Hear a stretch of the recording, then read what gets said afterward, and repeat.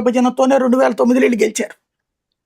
నియోజకవర్గాల పునర్విభజనతో వాస్తవంగా అప్పుడు ఏం సాధించిందని కాంగ్రెస్ గవర్నమెంట్ నియోజకవర్గాల పునర్విభజన ద్వారా తమ ప్రత్యర్థుల సీట్లని చిన్నాభిన్నం చేసి కొత్త నియోజకవర్గాలు అయ్యేటప్పటికి అప్పటికప్పుడు 29, 28 ఆ లెక్కన ఇచ్చింది లిస్టు. అప్పటికప్పుడు అనేటప్పటికి ప్రిపరేషన్ లేదు కదా చాలా మందికి, అట్లా గెలుచుకొచ్చారు అప్పుడు చాలా మంది.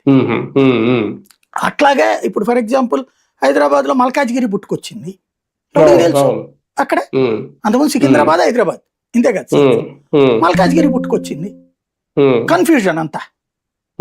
ఇప్పుడు అప్పటిదాకా ప్రచారం చేసిన ఏరియా నాదో కాదో తెలియదు, కొత్త ఏరియా ఏంటనేది తెలియదు.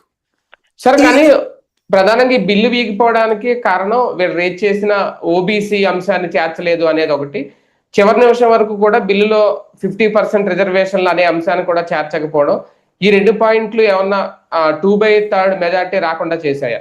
అది అక్కడ మోసం కదా, పబ్లిక్ గానే చెప్పారు కదా 50% అన్నటువంటిది చెప్పారు.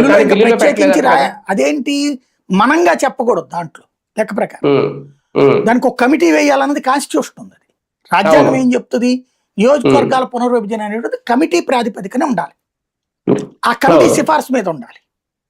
ఇప్పుడు మనకి శివరామకృష్ణన్ కమిటీ వేశారు ఎలక్షన్ ముందు రాష్ట్ర విభజనకి, డైరెక్ట్ గా తీసిపడేయచ్చుగా, విభజన చేసేయచ్చుగా, ఎందుకు చేయాల?